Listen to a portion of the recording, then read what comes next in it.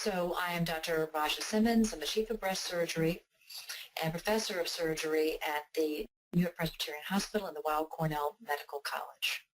I'm going to be talking today about hidden scar breast cancer surgery. Just as an overview on today's presentation, we're going to be discussing that you, as a breast cancer patient, should know your surgical options.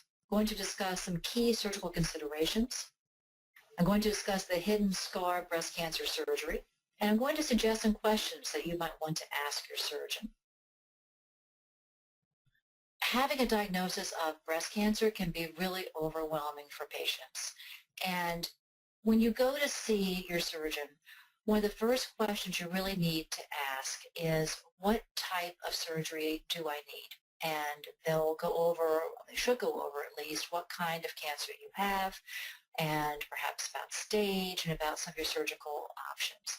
And of course, the main question is, do you favor a lumpectomy or breast conservation, or do you favor a mastectomy? And we'll go over that in more detail later on in this webinar. Another question that's important for you to ask, that's what some people are wondering about and often afraid to ask, is how am I going to look after the surgery? And patients sometimes say, oh, well, you know, it doesn't really matter. I just want you to cure the cancer. Well, we're planning on curing the cancer. That's not the issue. But you really will care 5 years from now when you're doing well, you're gone beyond your surgery, and you look at yourself every morning. So how you're going to look after surgery really is an important question to ask your surgeon. Patients often say, oh, I am so busy, I can't believe breast cancer happened right now. Well, breast cancer doesn't actually occur at a very convenient time in many people's lives. Maybe your daughter's getting married, you're about to start a new job, but what you need to realize is this is the most important thing in your life right now, is taking the time to have the surgery, to have the right surgery, and to treat your breast cancer, because that really is going to take you on for the rest of your life, and it's a very, very important decision. Will my surgery be effective? Well, of course, that's the most important question, is you need to cure the cancer. That's why we're all here. And you need to be asking the questions of, what's the best choice for me as far as maximizing my survival and maximizing my healthy recovery from this breast cancer surgery? And then where does this fit in the rest of my life? Well, often surgery can be just an outpatient procedure, and it really doesn't take more than a day to go in and have your surgery. There might be other treatments afterwards, which might include radiation therapy, might include chemotherapy, and those are all important questions to ask your surgeon, just so you and your family and loved ones can have a plan and have an expectation of what's going to be evolving over the next few days to weeks to few months as far as your treatment. So it's really critically important that you ask the questions and understand what your surgical options are. It's your life, it's your health, and it's important that you make yourself empowered by this. So take the time to ask the questions and to understand what your surgical options are. Talk to your breast surgeon, to the plastic surgeon, to the radiation oncologist. They should be readily available to talk to you before you've made the decision about your surgery, to help you decide which surgery really is best for you. Get a second opinion. Patients often ask me, should I get a second opinion? I'm often a second opinion or a third or a fourth opinion from some other patient, and I think getting more information is always good. You may hear the same thing over and over again. That's fine. That just reinforces that it's the right decision for you, and it makes you feel more comfortable in making your decision. Sometimes you don't hear the same thing. You hear a completely different opinion from somebody, and that's important for you to consider as well in making the right decision for you regarding your surgery. You really do have a choice in the procedures that you're going to have to cure your cancer. Now, when you are making these decisions about your surgery, it's also really important to ask not just what kind of surgery, it's also important to ask the question as far as what sort of decisions are they planning, because these scars are going to be with you forever, and it's important that you have realistic expectations as far as what sort of scars would be involved with the surgery that you're choosing. These visible scars really are a daily reminder of your cancer or your cancer risk. So any way that we can make scars minimally visible or ones that fade away that truly are invisible with time has a huge positive impact on a patient's self-confidence and her body image.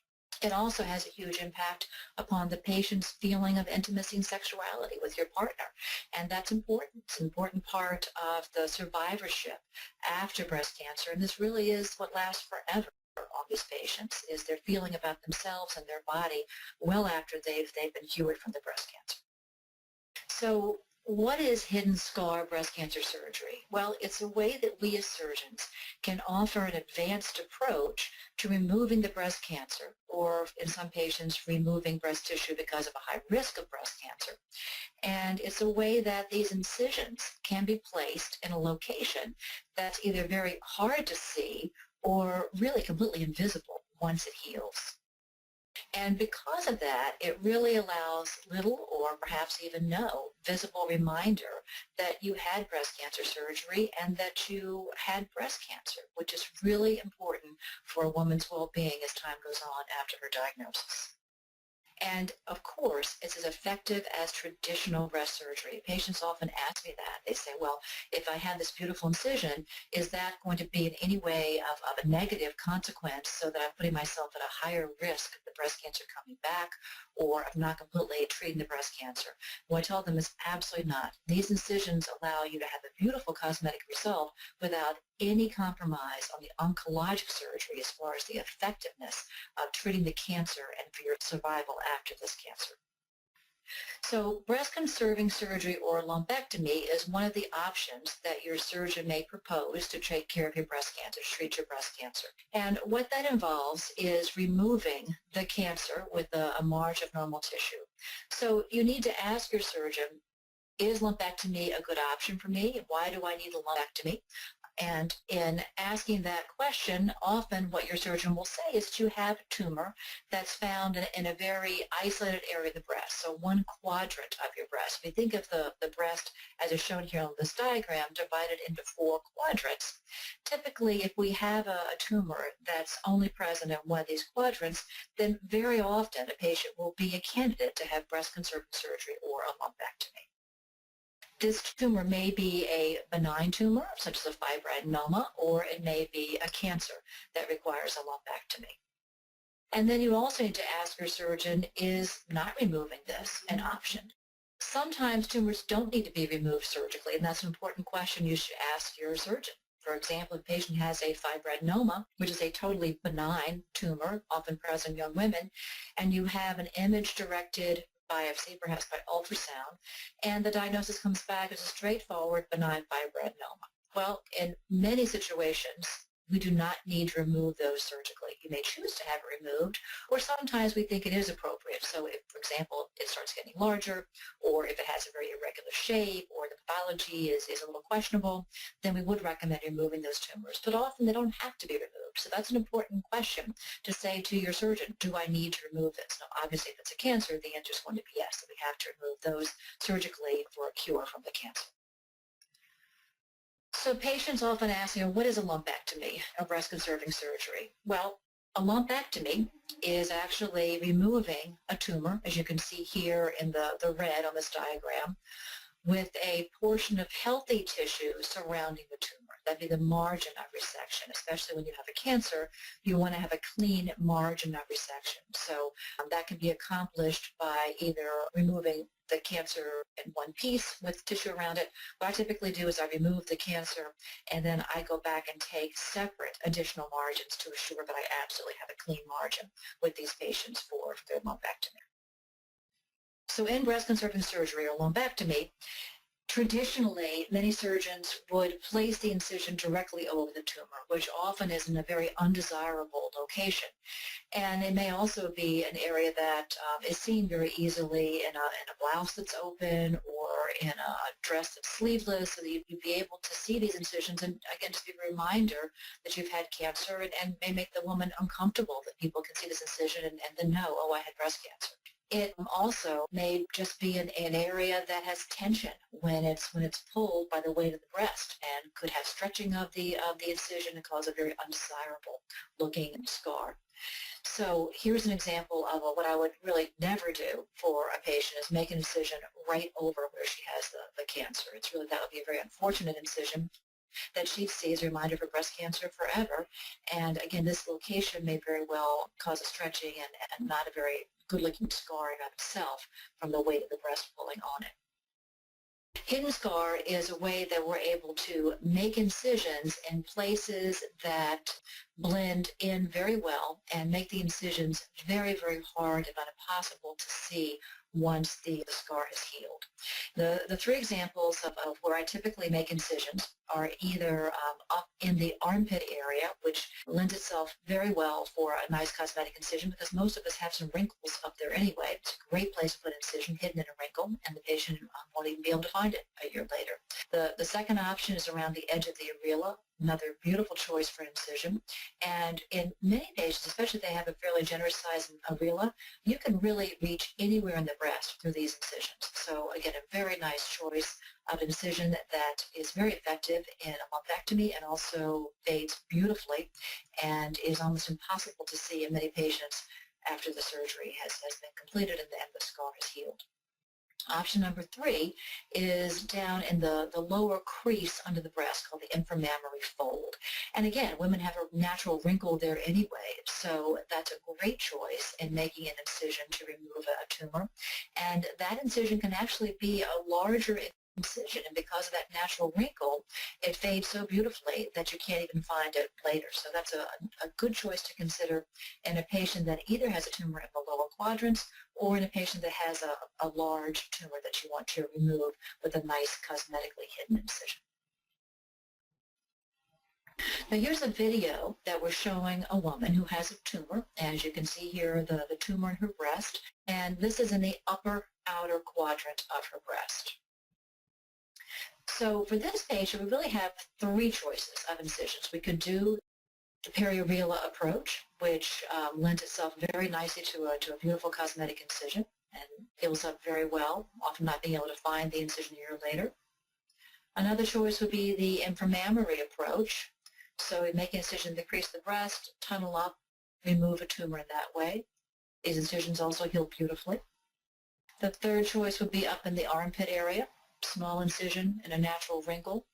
This is a particularly good incision to choose if the patient is having a lumpectomy for cancer and a sentinel lymph node biopsy at the same time, because often this can be one incision to do both, taking out the sentinel lymph node and also to be removing the cancer through this very nice hidden scar type of incision. Now, mastectomy. So what would be the reasons that a patient would need to have a mastectomy? Well, one of 3 choices, really. Either the patient has a fairly large tumor, and it's not so much an absolute size, it's really a proportion of the size of the tumor to the size of the breast. So if we're going to be removing a substantial portion of the breast, then at that point I really encourage the patient to start considering mastectomy, because if you start taking out too much tissue and then you radiate afterwards, really patients would look better cosmetically just to have a good mastectomy and reconstruction than to remove a third or a half of their breast and then radiate afterwards. So size of the tumor relative to size of the breast can certainly be one indication for mastectomy. The other reason that we may choose a mastectomy is that the patient may have multiple tumors within the breast, and if you have multiple tumors, certainly in separate quadrants, then we really at that point recommend a mastectomy as the best choice for cure for these patients.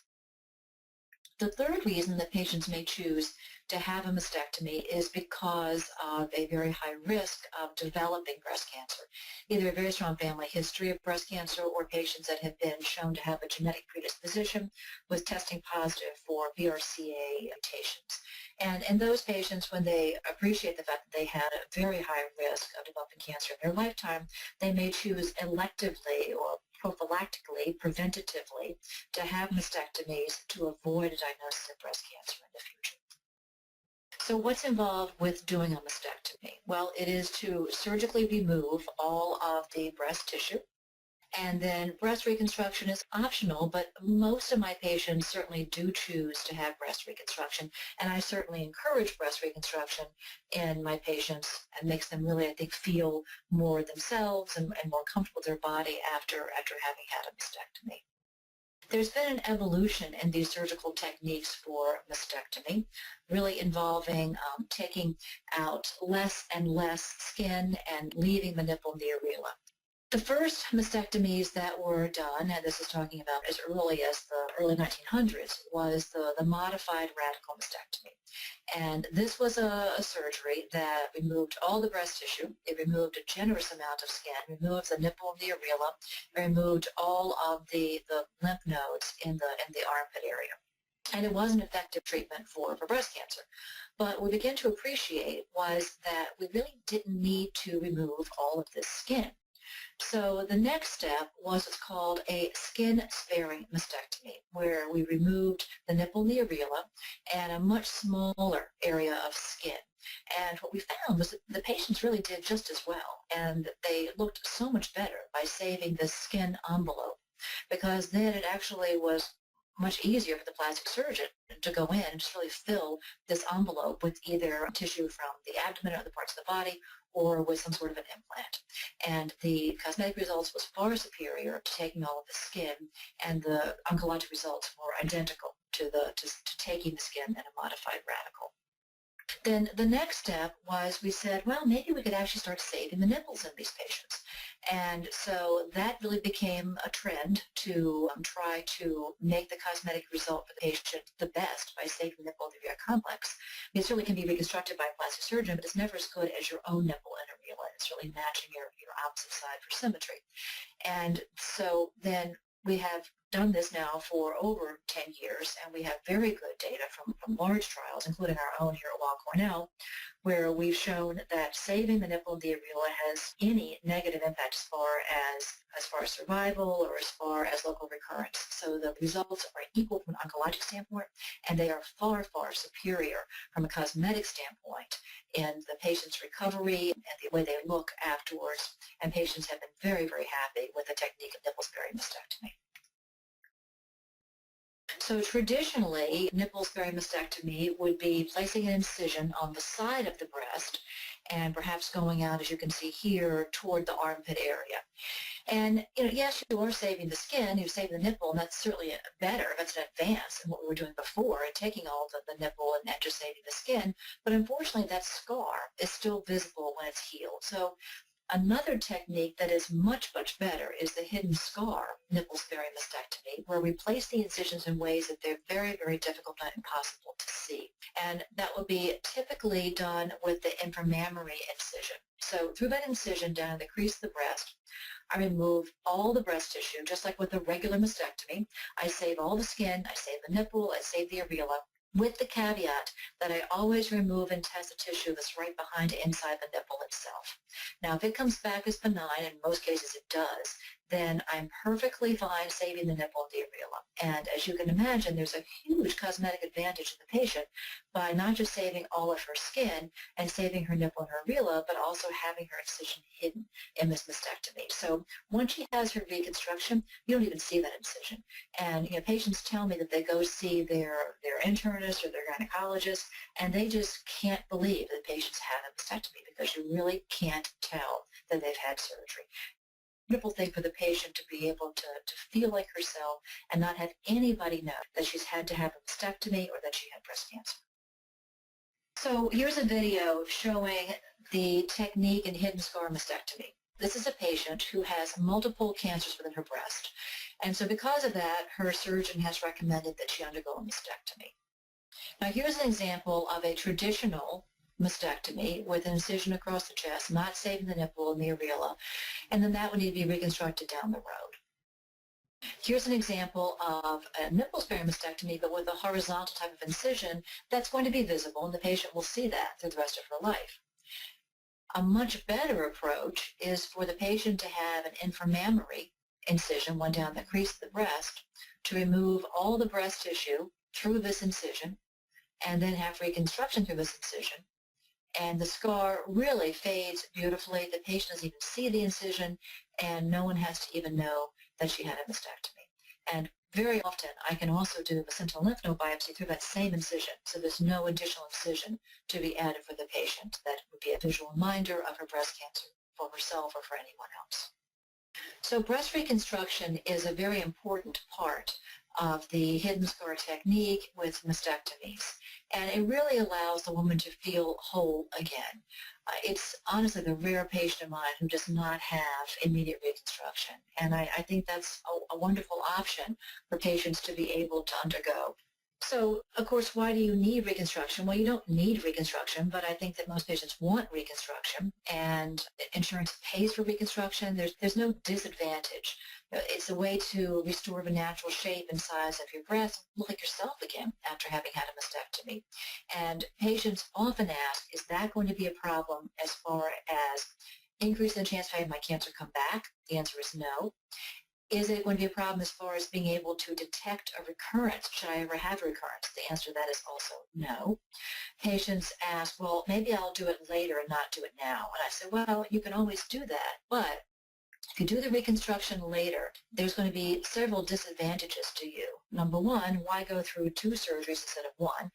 Secondly, you're going to feel the absence of that breast emotionally until you have the reconstruction. And then the third reason is that we will never be able to do as good of a job doing a reconstruction down the road after ostomy than doing it at the same time. Doing it at the same time, we can save all of that skin, save the nipple, save the areola, and have the plastic surgeon reconstruct the breast at that time and give you a much more natural and cosmetically appealing breast than you would ever be able to have as a delayed type of reconstruction. There are different types of breast reconstruction. One is implant reconstruction, which is a wonderful way to do the reconstruction for many patients. And it may be putting in the implants at the time of the mastectomy, but more often what the plastic surgeon chooses to do is put in what's called an expander. It's basically a temporary implant that goes in at the time of the surgery. And the reason is that the final implant has to eventually go behind the pectoralis muscle on the chest. And you have to create a space for that muscle. And so what the expander does is it goes behind the muscle at the time of the mastectomy, and the plastic surgeon typically will inflate that expander by putting saline into it to maybe half the volume of your natural breast at the time of the initial surgery. And then what happens is over the course of weeks to months, the plastic surgeon will then insert a little needle into the expander, inject saline, and stretch that pocket. We're not really stretching the skin because I'm leaving all the skin. That's not the issue. We're really just stretching that muscle. And how fast that happens really depends upon how big you want to be, as well as how fast your muscle stretches. So it can be weeks to months, and then you would go back for a second, typically outpatient surgery, and have the plastic surgeon exchange the expander for the final implant. It's usually done as a 2-stage. A lot of it is because it's just hard to create that pocket at the time of the original surgery. And I think also it's hard for the plastic surgeons to both stretch and shape at the same time. So I generally favor a 2-stage with an expander followed by the final implant, unless someone has very small breasts where we're doing really very, very little stretch of the muscle. But that's a question you really should be asking your plastic surgeon. Does he or she think that you're a candidate for 1-stage, or do they recommend a 2-stage reconstruction for your implant reconstruction? The other option is a tissue transfer, and a tissue transfer is really taking fat from somewhere in the body, perhaps some muscle with it, depending upon the kind of tissues being removed, and filling the volume of what used to be your breast with that fatty tissue. And one of the most common ways this is done is by taking abdominal fat. So it's essentially the same thing as what would happen if you went to a plastic surgeon and said, I want to have a tummy tuck. They'd be removing that little bit of extra tissue, and most of us have a little extra down there, and they take that tissue and they move it up and they make a new breast from it. And that can be done either with keeping the blood supply attached to the muscle. That's called a pedicle flap, Or they can also do it what's called a free flap. So they detach the blood vessels and they reconnect them up in the chest area. They both work very well, both of these techniques. So it's really important that you ask the plastic surgeon what sort of tissue transfer are they anticipating is best for you as far as your reconstruction. With a traditional nipple-sparing mastectomy, there is an incision that is used that is visible, and as you can see here in this diagram, typically this would be an incision that is going from the nipple area out toward the armpit. In contrast to that, a hidden scar nipple-sparing mastectomy uses the inframammary fold as the incision, and the scar is hidden when it's healed. So here also is an example of a hidden scar mastectomy. The incision is down at the fold of the breast, inframammary fold, and once the reconstruction takes place, this scar is very well hidden and almost impossible to see in most patients. So questions to ask your surgeon. The first question is, what type of cancer do I have? And you can say, how serious is this? What stage is it? You can ask about different kinds of grades. And what does your surgeon anticipate will be your prognosis? And also, what does your surgeon recommend as far as types of surgery? And ask questions. Ask, am I a candidate to have breast conservation? Am I better served with a mastectomy? And why? Then it's really important to ask what your scars are going to look like. Where does your surgeon plan to place the incisions? Because once those incisions are there, you can't undo them. So it's really important that you understand and anticipate and agree with where your scars are going to be in your future. Will people be able to tell that I've had breast surgery? Well, a lot of that depends upon where the incisions are placed. And the hidden scar technique is a wonderful way to be able to have those incisions so that you can't see them years down the road, nor will anybody else be able to see those incisions. And so ask, am I a candidate to have a hidden scar nipple-sparing mastectomy or a hidden scar lumpectomy? If your surgeon doesn't know about hidden scar and doesn't understand what you're asking, then that probably is a good time to go have a second opinion, to talk to a surgeon who does understand these options for you. Because if you're a candidate, it will give you a significant cosmetic advantage to have the type of incision that is a hidden scar type of incision. Obviously, you have to ask, is this going to be an effective way to take care of my cancer? And generally, the answer is yes. There are very few patients who have breast cancer that I can't offer them some sort of a hidden scar surgery.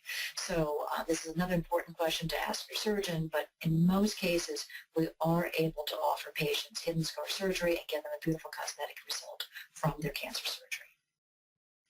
You can know your options and have choices in your surgical care. Scars really do matter. You may not think it does now, but 5 years from now, when you've been cured from your cancer, you will care where your surgery was done, how your surgery was done, and incisions that were made, and what scars you're left with for the rest of your life. Ask your surgeon if you're a candidate for a hidden scar surgery, and discuss with your surgeon the options available to you and how is best to treat your breast cancer. For more information about hidden scar, you can visit breastcancersurgery.com.